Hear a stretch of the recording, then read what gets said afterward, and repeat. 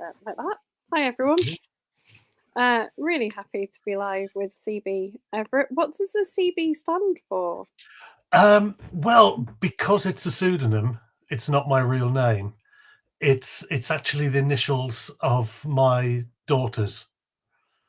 So Christina and Beth. So really, it's but that doesn't really suit me. So and the surname Everett is taken from a teacher that I used to have.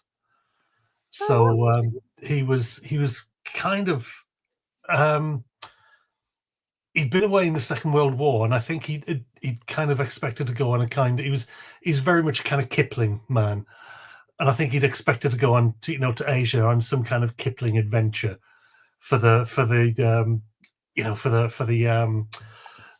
the empire, but he didn't. He kind of came back, and this was when I was a kid in the 70s. It had really kind of shook him, and the incredibly racist 70s, and he was so anti-racist. And it was kind of the first time that I'd encountered anything like that at that age. And he was, in his own way, he was really kind of years ahead of his time with a lot of things. And he used to read to us. He would read us the Jungle Book and things, and we'd finish early and we'd sit and listen to him read that. And so when I needed a name, I thought, my daughter's initials, and he was a good kind of just a way to remember him, really. I mean, he was very much a man of his time, I should say. That if he heard any kind of racist comment coming from any of the kids in the class, they got the slipper. But at least he was kind of thinking along the right lines. Yeah, he was going in the right direction with it. Yeah, that's it. Even if it wasn't quite what you would do now. No. Well, that's nice because you've written under other pen names as well, haven't you? So have you got multiple? Yeah, I mean, the name that I've written under mostly is my own name, Martin Waite, and I've done the majority of my books under that name. Excuse me. And I when I came to doing this, I had used a pseudonym as well a few years ago, and I wrote as Tanya Carver for 8 novels. But this time, it didn't feel like a Martin Waite's novel. It wasn't a Martin Waite's novel because they kind of very gritty urban realism, noir. And I just thought this is kind of, at least on first view, and it's kind of the opposite of that. So it's very, it's an old dark house. It's 10 strangers for dinner. So I thought that's not a Martin Waite's novel. And so over the years, I've just kind of come to regard Martin Waite as just being a brand name, like CB Everett would be. In fact, when I started writing, I was going to change, was going to have a pseudonym and not be Martin Waite. But I thought because I told everybody I was writing a novel, that they'd want to go and look for it under my name. So that was why I kept that. But it's interesting because it kind of creates a different persona to write under. I write things as CB Everett that I wouldn't write as Martin Waite, and vice versa as well. And this novel's the first one as CB Everett, right? Yeah, it is. Yeah. So, are you planning more with this? Yes, I've written another. It's called Russian Doll, and it's hopefully coming out next year. And I can't really talk about too much of it. It's kind of, well, it's kind of a spy story. It's very different to the other people in some ways, but it's very similar in the style of what CB Everett seems to be about. And I'm writing a third CB Everett novel at the moment, which is kind of different again, but in a way, because I think that for the other people, I wanted to take the kind of, well, cliches sometimes and tropes of crime fiction, or at least a certain kind of crime fiction, um, and work that into a novel that became almost a critique at the same time as being a novel about those kind of things. And that became, I think, a sort of signature style to work with. So in the same way that when I, started to do the Russian Doll, it's, you think that you're reading a novel, but it's kind of pulled back and you realize what you're actually reading is a novel that's been discovered by a writer who's presumed dead years ago. And so maybe he's, and where has he been? Where has this been? And the notes at the back are kind of where the novel goes to with it. So it looks at kind of that kind of book. It's all about a killer who doesn't want to be a killer anymore.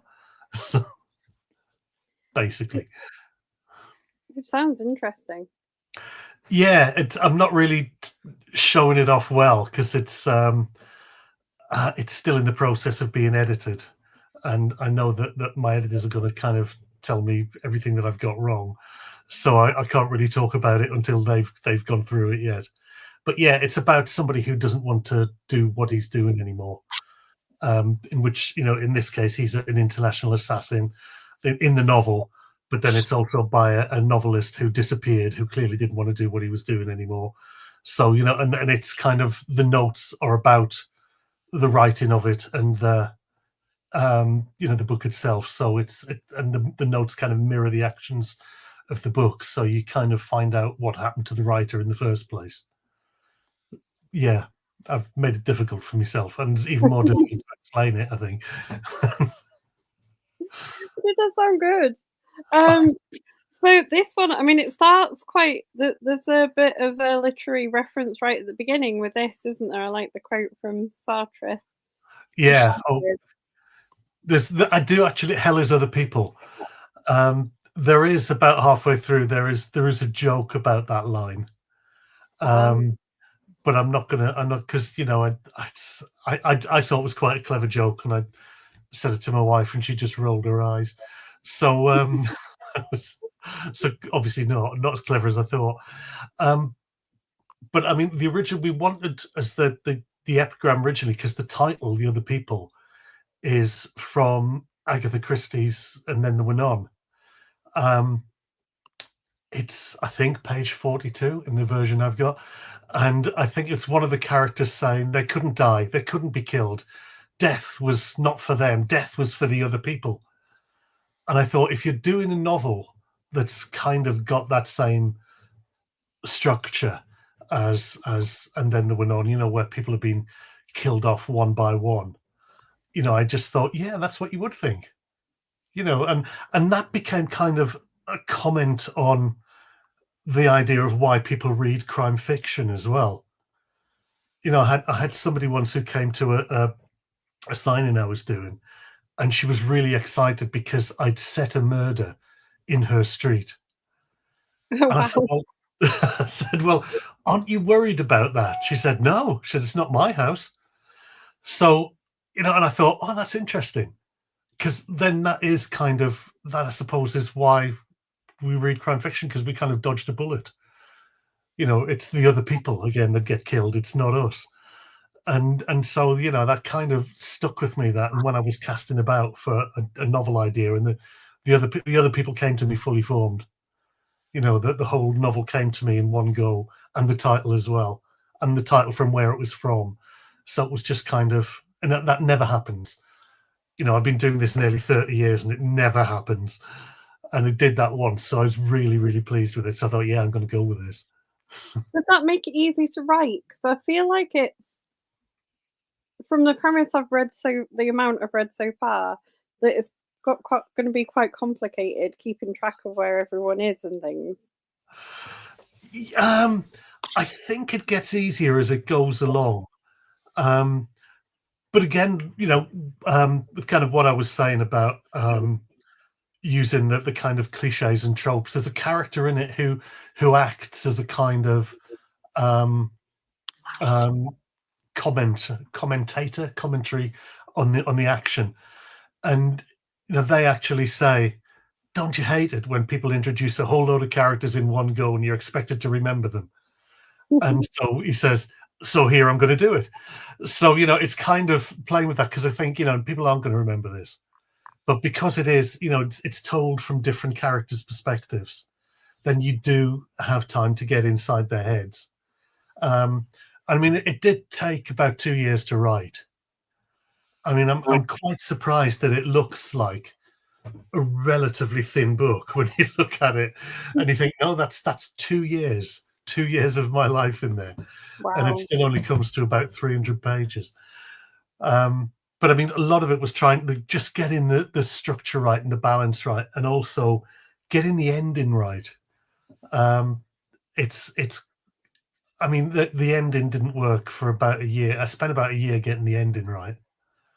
Um, and it was hard. It was very hard because I knew how I wanted to do it and I knew what I wanted it to be. And it's quite a twist ending, but it had to come organically out of the novel, and it just wouldn't. So it was just, so it was a year of writing and rewriting. And how about that? No, still not working. Right. Okay. Yeah, I know what you're trying to say, but you can do it better. Okay. Okay. I'll do it again. And, we had about a year of backwards and forwards with that. So then when you kind of look at the novel, and you think, oh, that's quite an easy read in a way. That's sort of something that, yeah, it should be. Worked hard to make it like that. It's I was going to ask you about how many people you wrote from the point of view from, because I've met Kyle so far in the Beast in the The Beast in the Cellar. Beast in the Cellar. Yeah, I loved writing The Beast in the Cellar. Um, I mean, I think that I just like characters that take you by surprise as a reader. I mean, there's about, I think I write from the perspective of about 12 characters in it. Yeah. Yeah, it's about, well, there's 10 for dinner. There's the Beast, and there's somebody else who comes in and then goes away again. But I'm not sure that I wrote from their perspective. I just wrote, the events that they said, and then they disappear again. But yeah, no, it was fun because it was fun trying to get into those different characters' heads, and it was fun writing the Beast because he kind of steps out of the book and addresses the reader directly. He as it goes on, and you kind of play with that idea. That's like, as it's like, when Shakespeare would write asides to the audience, or characters who would just kind of step out of the action and directly address the audience, then step back in again. It was that kind of thing that I was thinking of doing. It was that breaking the fourth wall, that I wanted the Beast to be able to do. And he was, it was great to be able to do that, and then to kind of play with that, because as it goes on, he kind of talks with quite a lot of erudition, and then in the next bit he'll be talking quite the opposite, really, or just very flippantly, and he can kind of switch from all of this, and he can talk philosophically, he can talk, he can mention songs by the Monkees, he mentions Kurt Vonnegut, and it's all kind of different things thrown in, and then, or tells little stories that might have a grain of truth in them for the rest of the book, or might be there to mislead you, so it's all that kind of thing with him. He was great fun to write. But yeah, but I mean, the main ones were the guests around the dinner table, and the fun of it, doing that from each different perspective, is that you get their inner thoughts while while you're reading their chapter, and then you read somebody else's chapter, and you see how the character before is perceived by the other character talking, and the other characters who are there, and it's often not the way that they think they are. It's usually quite detrimental. People might be thinking they're taking charge and they're doing all the right things, and somebody else is saying, "What is that idiot doing? Who is he talking to now?" So it's all, it's all that kind of perspective, and you can have fun with it when you're doing it from all those different angles, really. I think that's like an interesting thing that you think about outside of fiction as well, isn't it? You would imagine like any situation that you're in, you have an impression of how it's going, and then the people around you are going to have a very different impression. So that's quite interesting to see it in the. Yeah, and also, I wanted to try and, I mean, I didn't, I mean, I didn't want it to be, I mean, like an Agatha Christie novel in the way that, I mean, when you read And Then There Were None, um, the butler apologizes to the guests that breakfast is late because his wife's been murdered, and and it's kind of, really, and they're kind of, oh well, we'll let you off this time. That's okay, but don't use that excuse again. And and I just thought, no, you no, we've gone far beyond that. So when these characters are all stuck together in a house, none of them get on, and that's the fun of it as a writer, is to see how they don't get on. Um, and then they start responding to it as normal people would, and it's kind of, saying, oh, this is fake, that person wasn't really killed, this is all fake, we're in Big Brother, there's hidden cameras everywhere looking at us.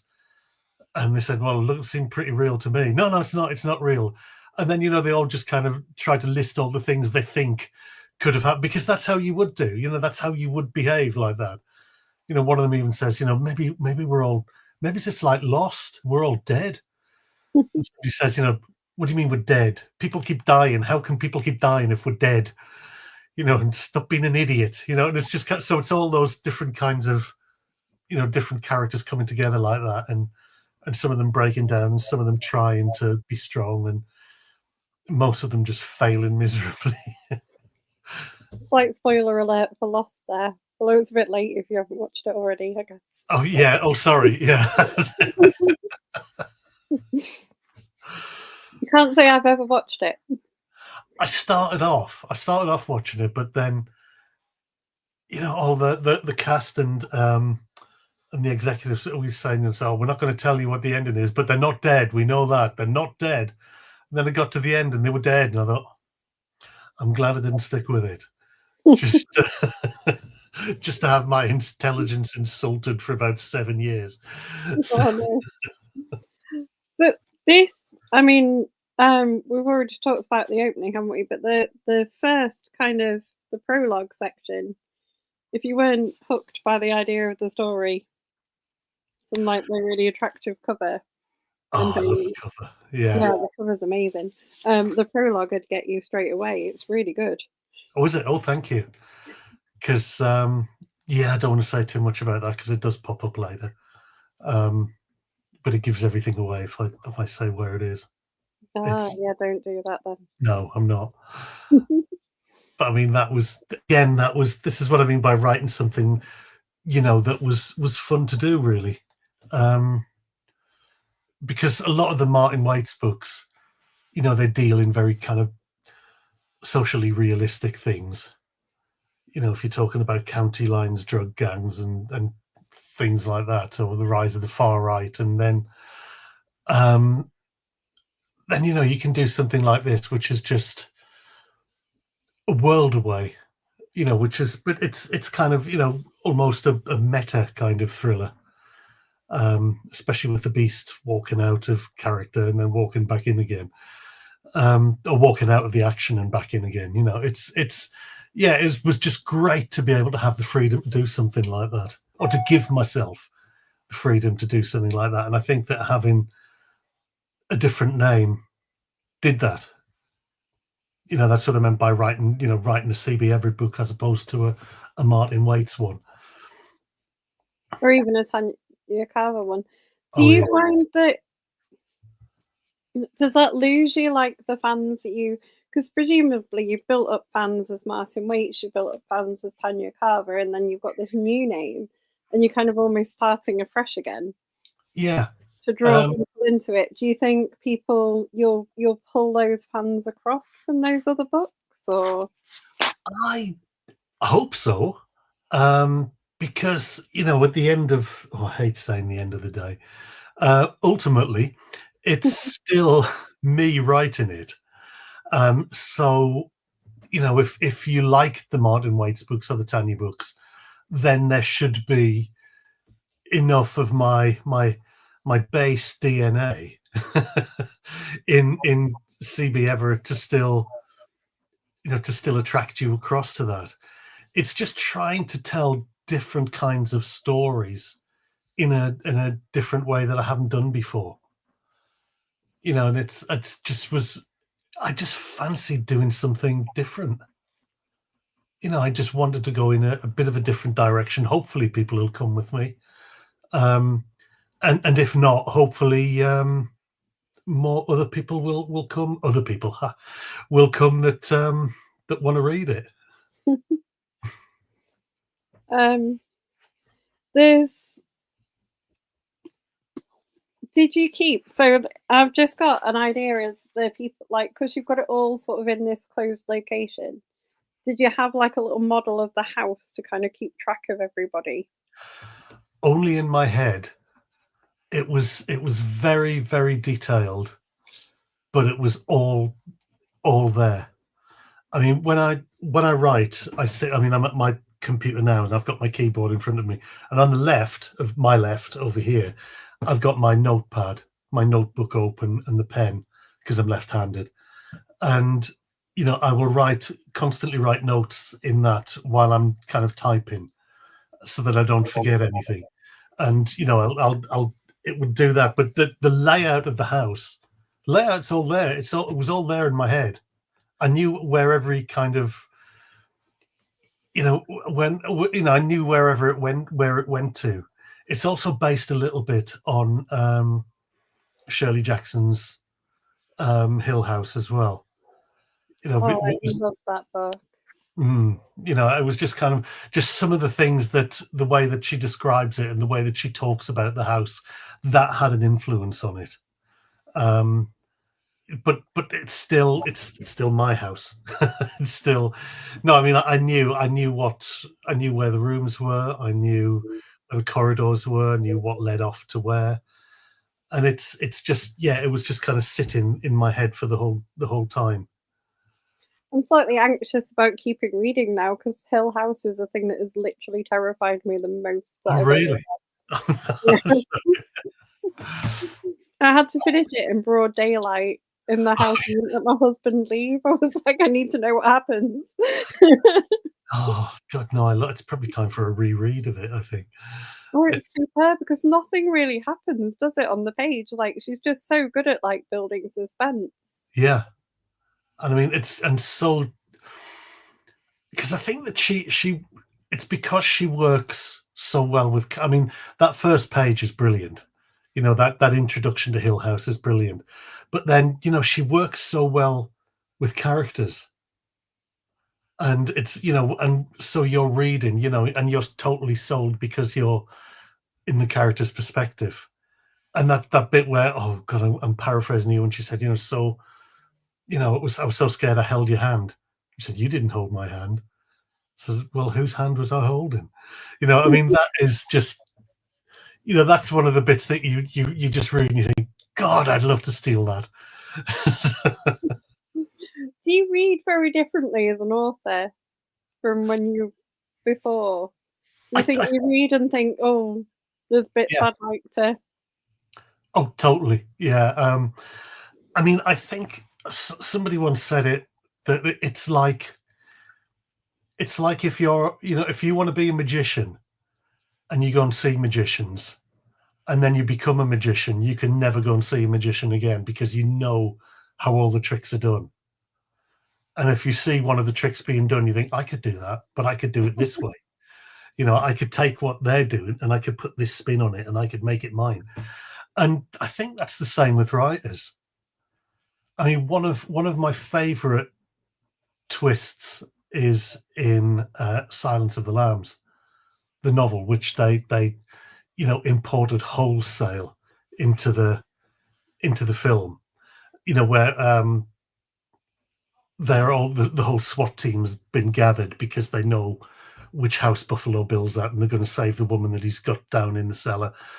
And they've given Clarice this really dull job of just kind of go around checking on names from the past. And they build the whole thing up so it's, the knock on the door, and you see it from Buffalo Bill's perspective, and he hears the knock on the door and goes to answer the door, and the SWAT team are getting ready, and the SWAT team is standing either side, and Buffalo Bill goes to the door and opens it, and there's Clarice standing there.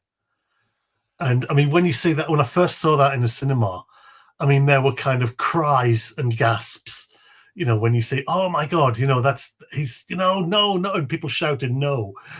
And when I read it the first time, I thought, "Oh my God, that's brilliant." That was reading it as a reader, and the amount of times I've gone back to that and thought, I'm gonna have that.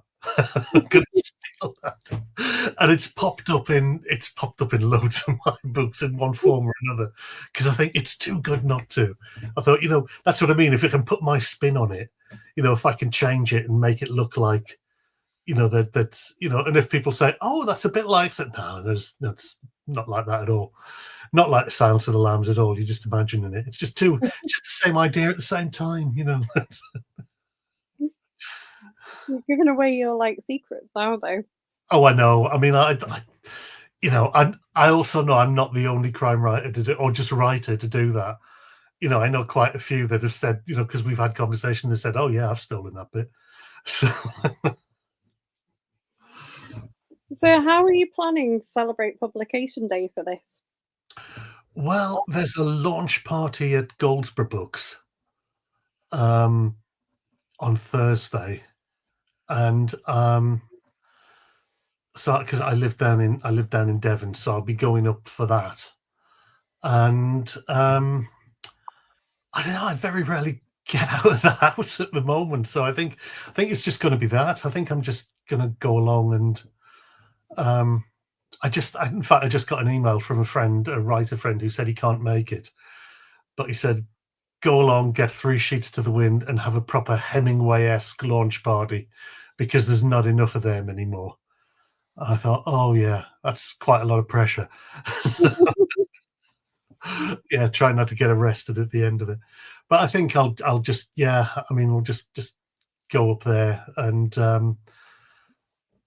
meet my agent for lunch. No, I'm gonna meet my editor for lunch, do that. I mean, very, very boring, really.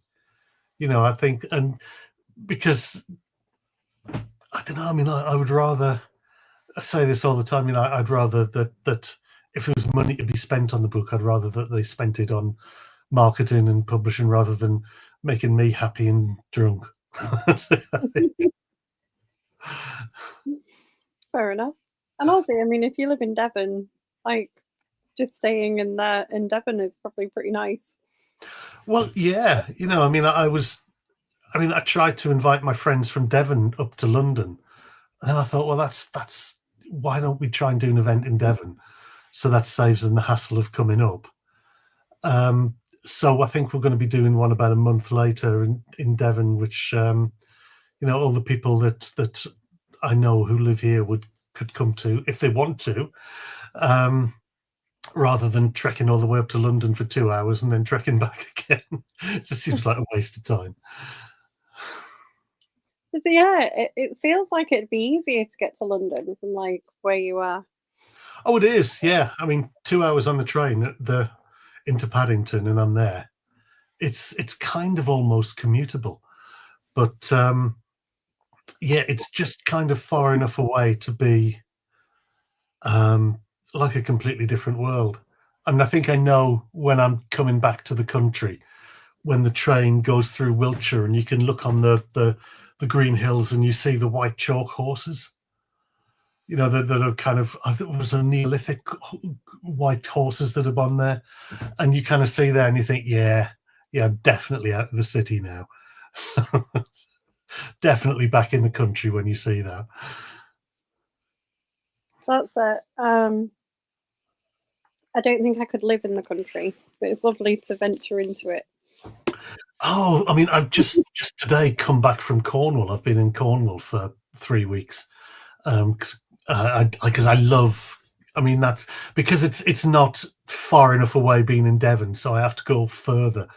So yeah, so I've been staying in a kind of little house on the top of a cliff in Cornwall, and I mean, it's very hard when you somewhere like. I mean, I love it. I love the solitude. I love that. Um, and it's very hard when you're there to try and keep writing anything that's kind of city orientated.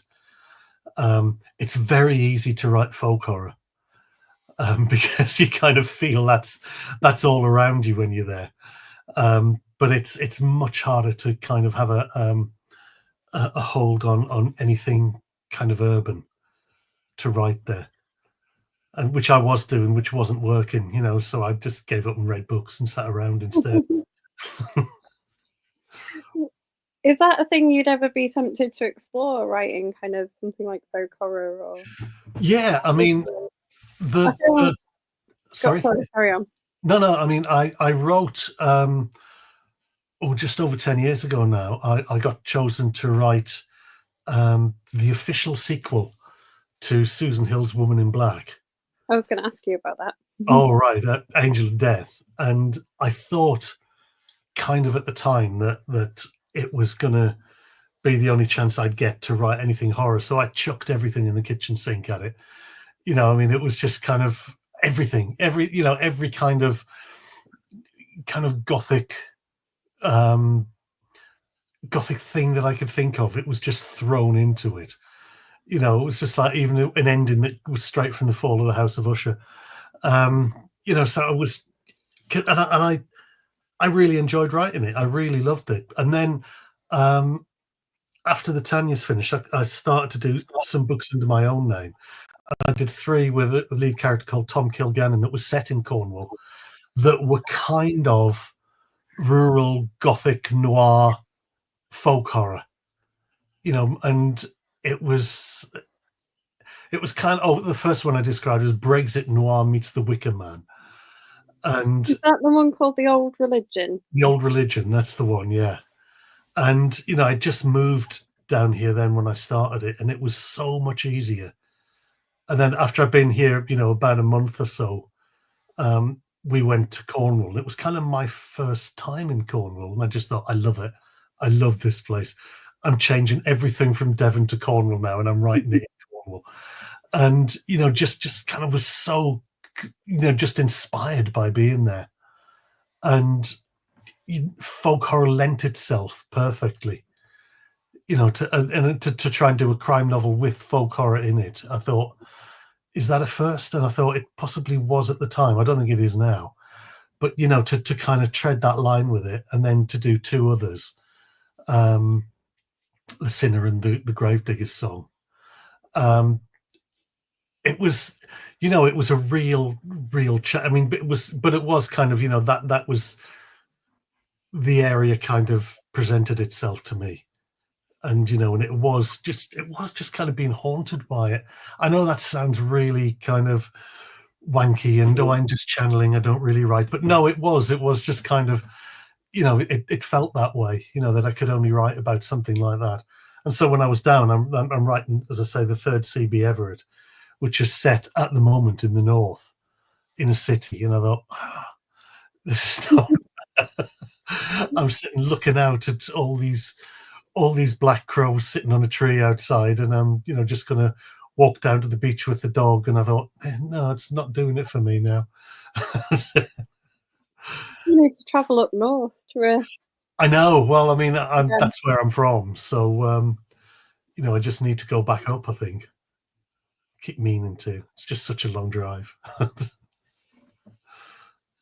But when you get up here, it's full of friendly, lovely people. Oh, absolutely. Yeah. I mean, whereabouts are you then? I am in Yorkshire. Oh, right. I love you. I mean, I'm as I say, I'm from Newcastle. So, even Yorkshire's so much easier to get to than Newcastle from here. I can imagine. Yeah. I'm not from here. I just moved and then married a Yorkshireman. Oh, see, I did the same in Devon. Moved down here and married somebody from Devon, so now I'm kind of stuck here. But at least I just hope I'm not getting the accent. So, no disrespect, but well, possibly, it does sound like a bit of disrespect, but I mean, no, I like the fact that I've still got my northern trace somewhere in my accent there. I hope. So does location, from the sound of it, location is a really important thing for you, even to where you're writing Mm, the book is kind of influencing like how you're writing it. Because you were like, oh, being in Cornwall's like folk horror, and it's harder to write a CB Everett there that's sort of in a city. mm. So is that, do you think like the location, getting that right for the novel is like I the think thing?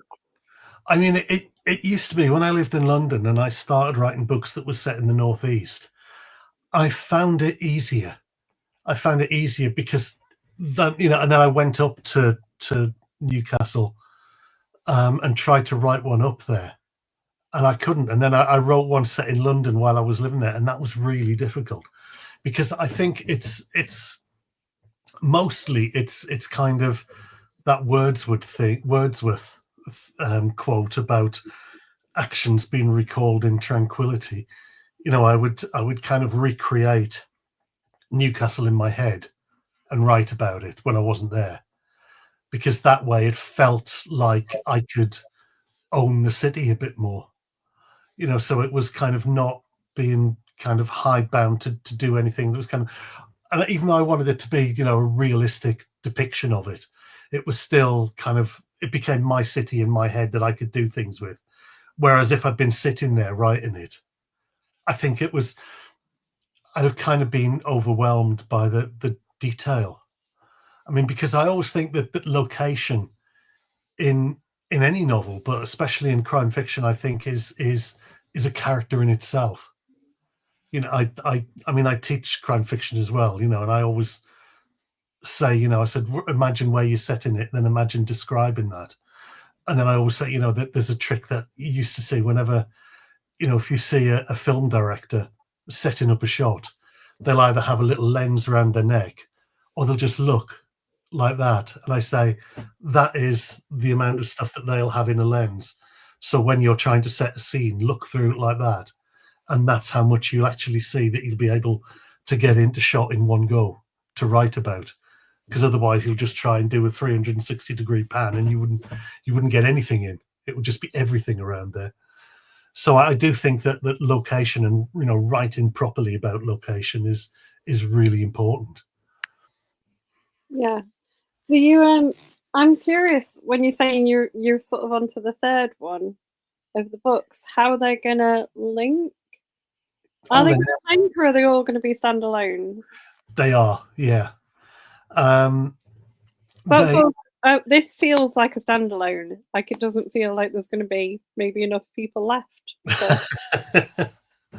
Well, I mean, I wanted to, the idea of the CB Everett writing name was, as I said, it was kind of to explore a way of writing, or a kind of writing, rather than tell a continuing story. So I'd like them to be known. So you read the first one, and I hope that it takes people by surprise, and I hope you get to the end of it thinking, "Oh my god, I didn't expect that. I didn't see that coming." And the same with Russian Doll as well. That you kind of get to it thinking, "Oh, God, everything's been turned inside out there," and I just wanted to keep going with that idea, and it's so it's telling what seems I mean, I always think it's the Jim Thompson quote, when he says there is only one plot, things are not what they seem. And that's kind of on steroids for the CB Everett books, and it's just so much fun to kind of dissect writing as well, and dissect storytelling, while you're actually telling a story, but not doing it in a really dull and worthy way. Do it in a way that's hopefully entertaining, hopefully has some laughs, and hopefully tells a really, really good story at the end of it. Well, you said the Beast in the Cellar talks about Vonnegut at one point, and he's quite interested in. He was always quite interested in dissecting stories, wasn't he, and producing like story graphs and Oh things yeah, like yeah. My favorite story graph of his is for Metamorphosis, Kafka's Metamorphosis, when he kind of drew the graph. That's then this is time, and it said, "Here's where he starts," and it's kind of right at the bottom. Said, "And this is what happens," and it just drops off the scale. And I just thought that's hilarious, But it is, you can kind of. I mean, Michael Crichton was another. I mentioned him in Russian Doll, that he kind of wrote by graphs, everything, because he was literally genius level. He could have been whatever he turned his mind to, and he was. He knocked out some crime novels while he was at Harvard just for a bit of money, and they ended up winning Edgars as best crime novels of the year. He was that kind of. He could have been a professional tennis player. He was a scientist. He was. He wrote a novel and he didn't want anybody else to direct the film, so he directed it himself. So just things like that. And Michael Crichton always wrote with a graph. And it would be. Because he was a scientist, though. I think it was, yeah. Yeah, he kind of. It's kind of the opposite to the way I work. It's usually by feeling. I think it's you kind of reach the same end place, I think, but it's just how you get there is differently. And for him, it was making a very specific graph of actions and characters and what would happen along it. And there'd be this high, then down, then here, then it, and it had to kind of make sense, the kind of gradient that he had. And that was his literally his formula for a successful novel. And it worked. It worked multiple times. Entirely too big of an influence on me. Yeah, my wife's a big fan of his, especially Jurassic Park. Yeah, Jurassic Park is mine as well. Oh, big influence, yeah. But then again, to go from doing that, and then to do that, to do a novel about sexual harassment in the workplace, and to still use the same kind of graph for it, and it was, he was incredible for that. It really was. It's kind of interesting hearing you sort of, because you obviously read across like a massive variety of genres. Yeah, I do. I've been reading a lot of folk horror because I've been down in Cornwall. That kind of dictated that to me. But yeah, it's just. For me, there's only two kinds of books. There's good ones and bad ones, and or maybe there's three. There's mediocre ones, and I don't think we can learn anything from mediocre ones. We can only learn stuff from good ones or bad ones, and they fall across every kind of genre, every kind of literary field. It's not a question of whether genre is kind of the poor relation to literary fiction. No, it's not. You can have just as good a novel or just as bad a novel in either. There are some things that I don't read just because I don't like it, really. I'm not good with science fiction. I'm not good with fantasy. And I've got, my wife runs a PR company that specializes in science fiction and fantasy novels. So I'm kind of, when she's talking about work to me, I'm kind of, all right, yeah, we're kind of at a bit of a loss there, See, I feel like I could be friends with your wife because I like science fiction and fantasy novels. Oh, really? All right. Oh, God, yeah. So, she's just, and then she'll say about, and I'll meet people that she introduced me to, sort of like the people she's her clients. And this is so and so, and I'll just be, oh, all right, yeah. Have you written much? I'll say, yes, I'm number one on the Sunday Times bestseller list this week. So, oh, nice, good, yeah, all right. I'm sorry, I don't read fantasy. I don't know. So, but you seem all right. Should we have a drink? So yeah. Fair enough. Yeah. Well, so what I'd like to ask people when we do these chats is what you've read recently and really enjoyed. Right. Well, it's going to be mainly folk horror, I think. That's all right. Um, yeah, I read. I mean, I waited until I was down in Cornwall to read Scuttler's Cove by David Barnett, which is a folk horror novel set in Cornwall, which I absolutely loved. Really loved that. Just before that, I read Lost in the Garden by Adam S. Leslie, that won the Nero Award, which is a blindingly good book. It's like if I can't really describe. It's kind of sort of pastoral folk. It's kind of if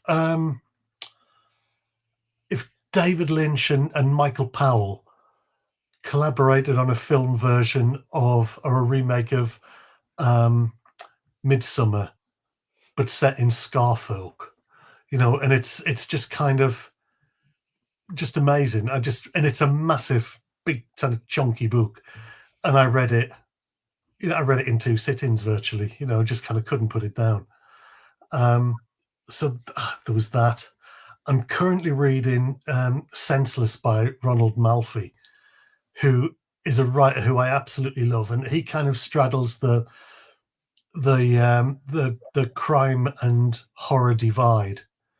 And this one starts off like a kind of it starts off like sort of typical Michael Crichton type novel set in LA, with the police investigating this grisly murder, and then suddenly he just kind of pulls the rug out from under you, and you think, oh, I didn't expect to go in there.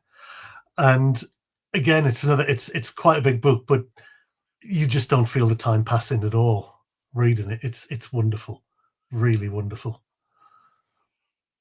Good recommendations. Oh yeah, and I've just been reading some Algernon Blackwood short stories because he's great.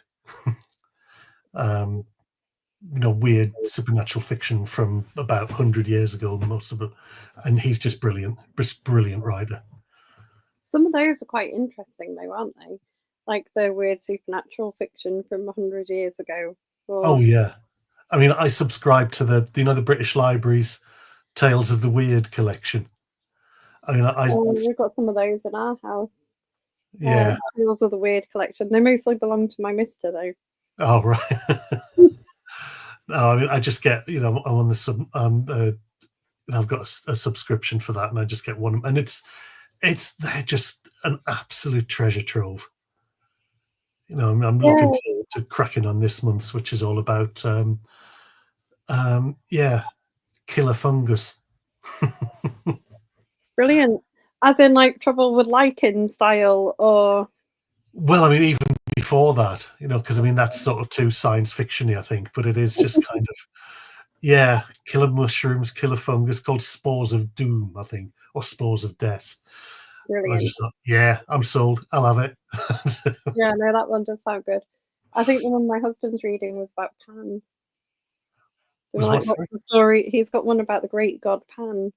Oh yeah. Oh, that was a killer one. That was I think that was Katie Saw who did that one. Yeah, that was brilliant.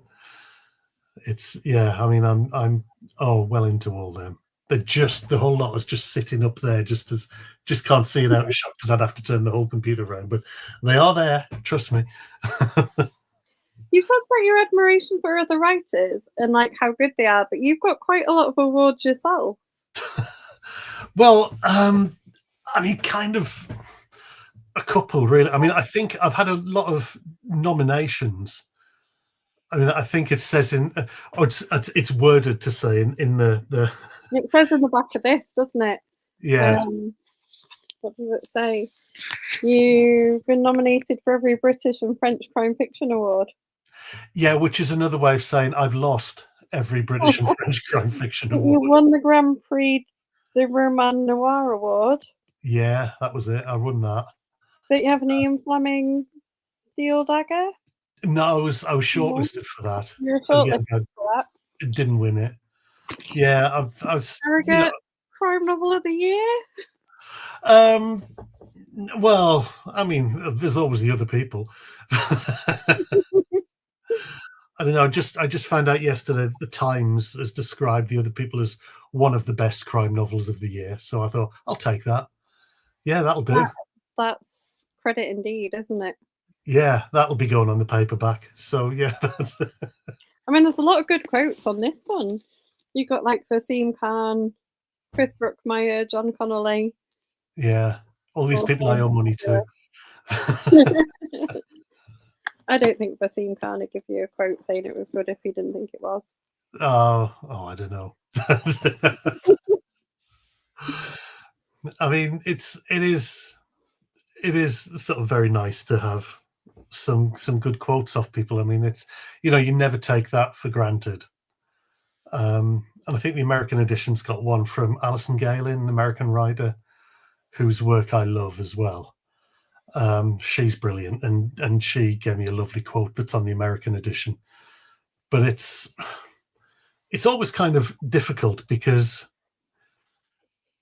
because how many books other writers. I mean, as a writer, how many books you get sent, in the hope that you'll give a blurb to or say something nice about. And so when you do that for other people and they take the time out to read it and to enjoy it, and then take the time from that to actually say something that you can use on the cover. I mean, it's very, it's, I suppose, very humbling, really, to think that your peers really enjoy what you write, and that they're not, hopefully, not lying about it. I don't think they would be. Oh, I Um, don't know about Vaz, yeah.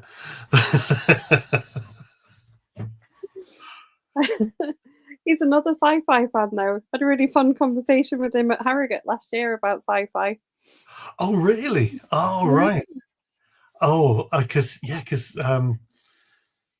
I think him and my wife were chatting a long time at Harrogate last year, and I don't think he mentioned that. I think they were talking about the James Bond stuff, his Q novel.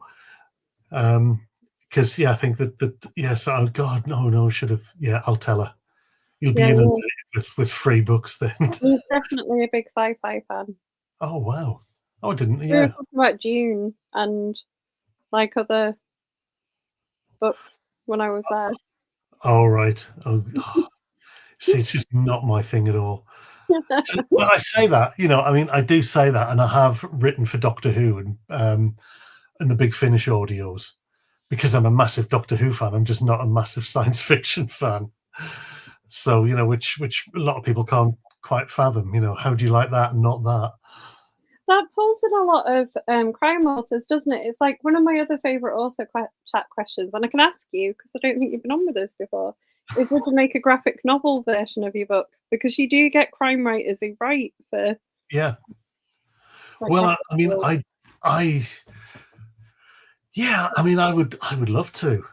I mean, I've got a lot of friends who are comic writers and artists and editors, and it just seems like such a difficult market at the moment to actually kind of.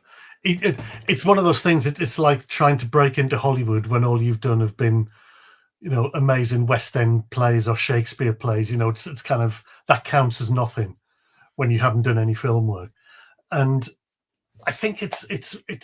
I did have some conversations with DC about 15 years ago about working for them, doing what would have been my dream job, but it never happened, as so often is the case, and it all kind of fell apart. And then that editor left, and then the writer that they had stayed on, and it's and I was just kind of, oh, that's a bit upsetting, but and that would have been kind of my dream job.